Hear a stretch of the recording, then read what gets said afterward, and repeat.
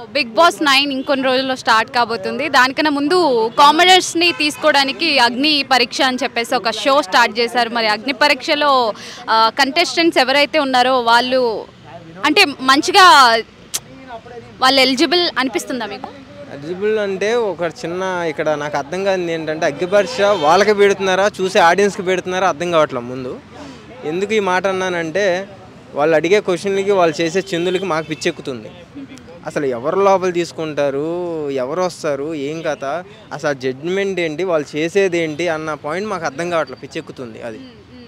అంటే దాంట్లో ఎవరు కూడా దానికి ఎలిజిబుల్ అని మీరు ఎవ్వరు కూడా అనిపించలేదా మీకు? ఒక్కరు కూడా అంటే అనిపించారు కొంతమంది జెన్యున్గా. అంటే ఆ కాలు ఒకటి ఫ్యాక్చర్ అయి ఉంది కదా ఆ పర్సన్ ఒకళ్ళు. సో ఇంకొకటి ఖమ్మం నుంచి వచ్చిన పేరెంట్స్ గురించి మొత్తం చెప్పింది, ఇలా కష్టపడుతున్నాను ఆ అమ్మాయి ఒకటి. సో వీళ్ళిద్దరు అయితే లోపలికి హౌస్లోకి బెటర్ అనిపించింది నాకు. ఇంకా ఖమ్మంలో ఇంకొక అమ్మాయి 90 years యాంకర్ అవ్వాలనుకున్నాను, ఆ అమ్మాయి కూడా ఇస్ బెటర్. ఎందుకంటే ఆ చిన్న వయసులోనే నేను ఏమన్నా చెయ్యాలి అన్న పట్టుదలతో వచ్చినందుకు దానికి యాక్సెప్ట్ చేస్తున్నాను. మరి మాస్క్ మ్యాన్కి ఒక టాస్క్ ఇచ్చారు, అరగుండు చేయించుకోవాలని చెప్పేసి, అది ఫెయిర్ అనిపిస్తుందా మీకు? అది ఒక రకంగా అయితే ఫెయిరే అనుకుంటున్నాను. ఎందుకంటే ఆయన లోపలికి రావాలన్న పట్టుదలతో చేసుకున్నాడు అని అయితే నేను అనుకుంటున్నా.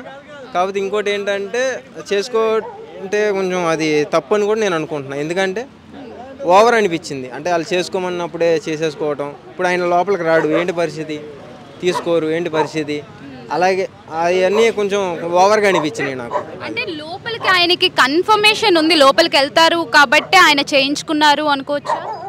అది మనం ఎలా డిటెక్ట్ చేస్తాం? ఇప్పుడు అక్కడ ఉన్న జడ్జెస్ ఎవరైతే ఉన్నారో చాలామంది వాళ్ళు మాట్లాడే మాటలకి వీళ్ళు మాట్లాడే మాటలకి అసలు సంబంధమే ఉండట్లా.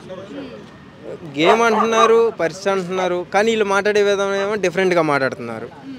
చేయి పెట్టమంటే పెట్టేస్తావా, రింగ్ వేసుకోమంటే వేసేసుకుంటావా, అంటే ఒక జడ్జిమెంట్ నువ్వు ఏదైతే ఇచ్చావో కామన్ మ్యాన్ అదే కదా చేసింది.